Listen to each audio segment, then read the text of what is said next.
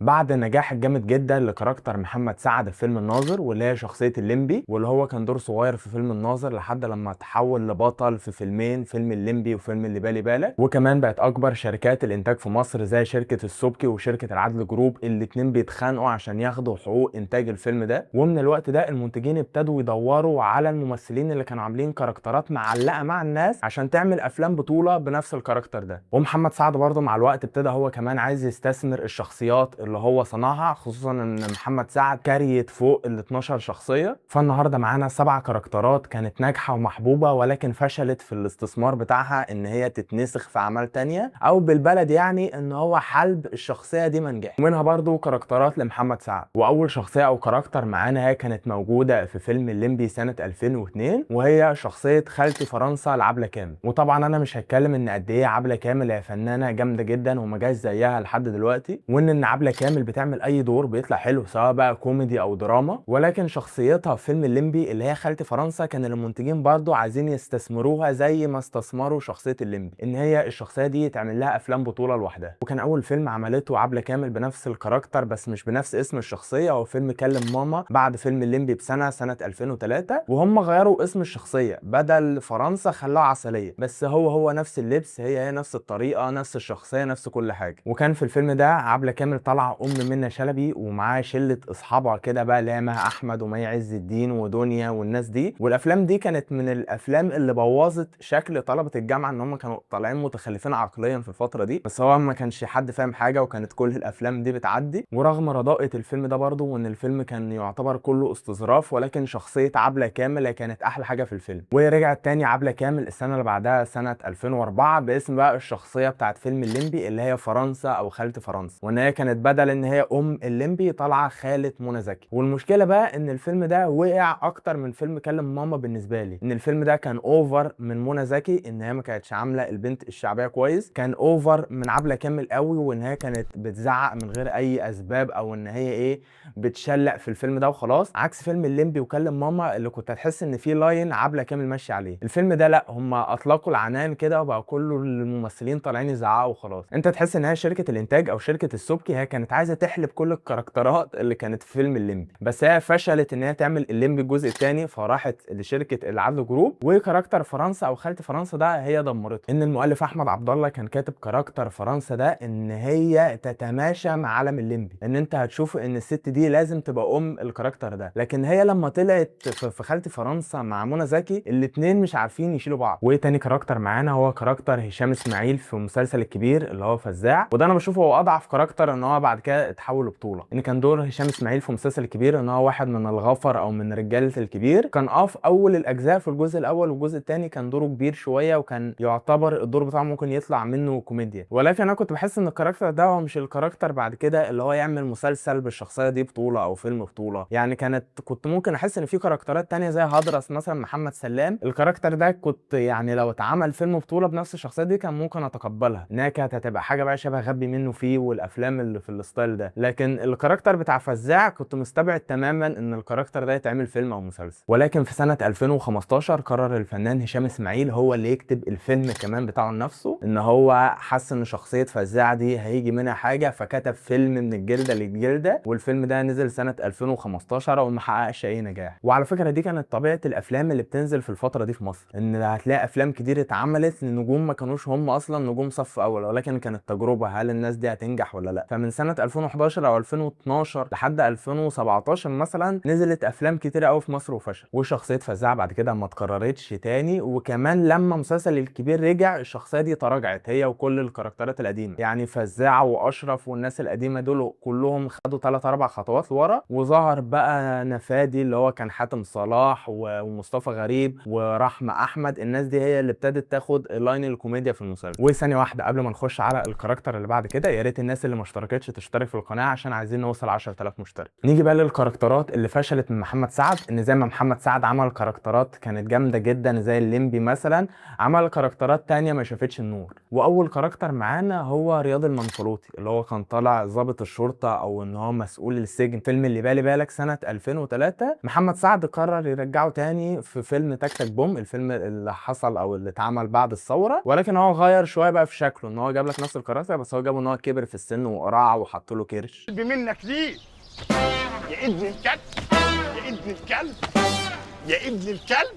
ومؤلف الفيلم ده هو محمد سعد. يعني زي ما هشام اسماعيل حس ان شخصيه فزاعه دي هي هتبقى فيلم وفيلم جامد جدا بالكاركتر ده، محمد سعد برضو انه كان حاسس ان شخصيه رياض المنفلوطي دي لو طلعت في فيلم تاني هتنجح وتكسر الدنيا. فكان الفيلم ده من تاليف اللي هو قصه وسيناريو وحوار محمد سعد. وطبعا واكيد واضحه ان الفيلم ده فشل جدا، ولحد دلوقتي في ناس ما تعرفش اصلا الفيلم ده لمحمد سعد. وتاني كاركتر فشل لمحمد سعد برضو وهي شخصيه الحاج حناوي، الشخصيه برضو اللي اتقدمت سنه 2007 في فيلم كركر. محمد سعد برضو قرر ان هو يحييها تاني سنة 2023 من 3 سنين، بس المرة دي بدل بقى ما يعملها فيلم هو قرر ان هو يعملها مسلسل و30 حلقة. يعني هو مش حاجات في الديرة بقى 10 حلقات 15 حلقة الحاجات دي، لا المسلسل كان 30 حلقة. وطبعا برضو مش عايز اقول لكم ان المسلسل فشل جدا وناس كتيرة قوي ما اتفرجتش عليه. بس كانت اشهر حاجة يعتبر في المسلسل ده هي كانت خناقة محمد سعد في المسلسل، مش المسلسل نفسه. ان انتشر او اتسرب فيديو لمحمد سعد هو بيشتم بقى المصورين بالمخرج بكل الناس اللي شغاله وسب لهم الدين وقال لهم انتوا فشله، سمعهم ربع مشكل يعني. والمسلسل ده اتعمل فيه كل حاجه غلط. اولا الكاركتر اللي محمد سعد اختارها هي ملهاش شعبيه، او ان هو القماشه بتاعته الكوميديا بتاعتها مش واسعه قوي. ثانيا ان هو ما فيش مؤلف كبير هو اللي الف المسلسل ده، ولا حد عارف مين المؤلف. هو قال لك ايه اللي الف المسلسل ده؟ ورشه بلاك هورس، دور عليها انت بقى. ثالث حاجه ان محمد سعد ما جابش كوميديانات يشيلوا معاه المسلسل، ان هو حتى لو شخصيه الحناوي دي الناس ما حبتهاش والشخصيه خيشت، الناس تلاقي ممثلين او ناس بتقدم كوميديا وضحك مختلف ان هي تحب المسلسل. عشان الكلام ده ما حصلش، ان هو محمد سعد راح جاب 5 6 من مسرح مصر، جاب ويزو على ابرام سمير على سارة الرزاوي على عمر متولي على 2 3 بقى من الكوميديانات اللي انت عارفهم، ان هو بقى احمد فتحي والناس دي. وللاسف المسلسل ده كان من اسوأ اعمال محمد سعد، هو فيلم تك تك بوم اللي احنا لسه متكلمين عليه. وتالت كاركتر لمحمد سعد هو شخصيه تتح اللي قدمها سنه 2013 بفيلم تتح. وعلى فكره الفيلم ده كانت الكوميديا بتاعته مقبوله والدنيا فيه زي الفل، ولكن محمد سعد برضو قال لك لا، يعني انا مش هسيب الشخصيه دي تعدي كده، وقال لك لا احنا هنستثمرها تاني ونعمل بقى فيلم حياتي بهدله سنه 2015. والفيلمين على فكره يعني هو فيلم تتح ما جابش ايرادات قوي، جاب تقريبا 10 مليون، وفيلم حياتي بهدله اللي كانت معاه في البطوله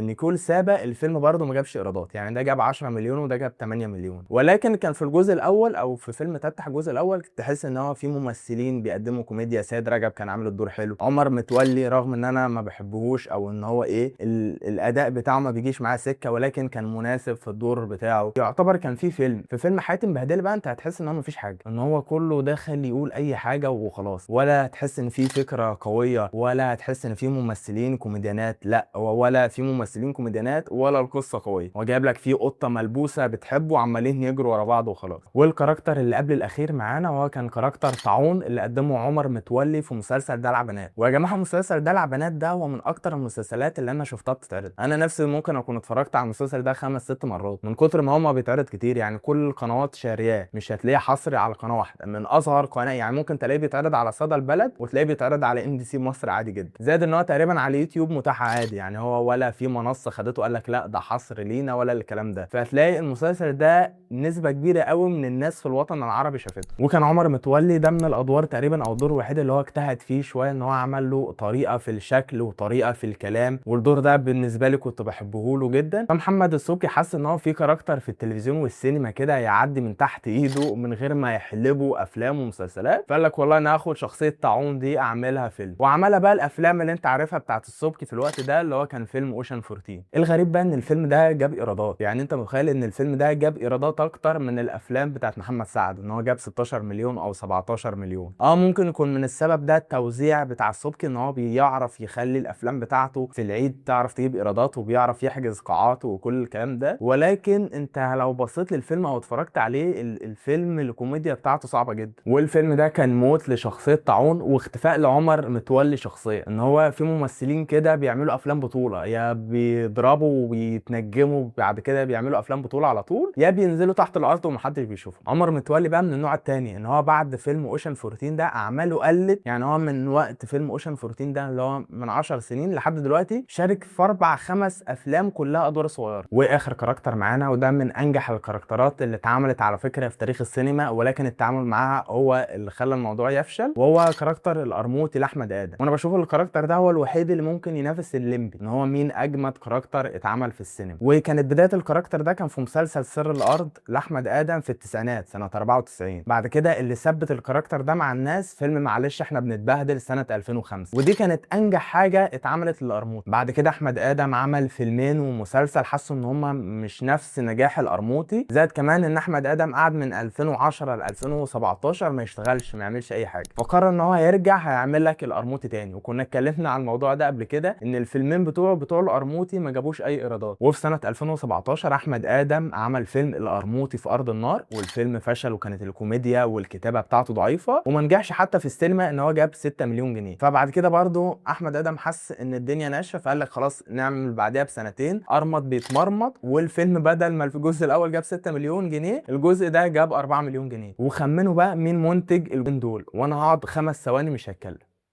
بالظبط زي ما انتوا خمنتوا شركه السبكي، بس بدل محمد السبكي احمد السبكي هو اللي انتج الفيلمين دول. والافلام الضعيفه اللي اتعملت بكاركتر القرموطي دي خلت الناس تنسى الجزء الاولاني اصلا، الجزء اللي خلى الناس تحب شخصيه القرموطي، زائد ان في ناس كتير ما بتحبش احمد ادم على المستوى الشخصي، فالميكس ده خلى الناس ما تفتكرش الشخصيه ولا حتى تحبها، رغم ان هو كان كاركتر في فيلم معلش احنا بنتبهدل كان جامد جدا والكتابه بتاعته كانت حلوه قوي. وطلع كلام على فكره السنه دي ان قال لك احمد ادم مش هيسكت على اللي حصل ده، وان هو اكيد مش هيرضى ان الفيلمين يتعملوا في شخصيه القرموطي يفشلوا، فقال لك ان هو هيعمل مسلسل بشخصيه القرموطي او ربنا زي ما بقول لكم كده. والمسلسل ده كان المفروض هيتعمل او هينزل في رمضان اللي فات ده، ولكن حصلت له مشاكل انتاجيه وفي ممثلين كتير اعتذروا، فقال لك هيتاجل تقريبا للسنه الجايه، ولو ممثلين تانيين اعتذروا ممكن يتاجل للسنه اللي بعدها عادي، بس هو احمد ادم ناوي ما يخرجش من الشخصيه دي. وبس كده دول يكونوا ال7 كاركترات اللي فشلوا معانا ان هم اتحولوا من ادوار صغيره في افلام لافلام تبقى من بطوله مطلقه للكاركترات دي، وكمان خلت حب الناس للكاركترات دي يقل بسبب سوء الكتابه والاداره للكاركتر عموما، ان هي شركه الانتاج اللي احنا ذكرناها 7000 مره هي عايزه تحلب الشخصيه وخلاص باي ثمن. وبس كده يكون الفيديو بتاعنا خلص النهارده. لو الفيديو عجبك ما تنساش تعمل لنا لايك وشير للفيديو وتشترك في القناه لو لسه مشترك.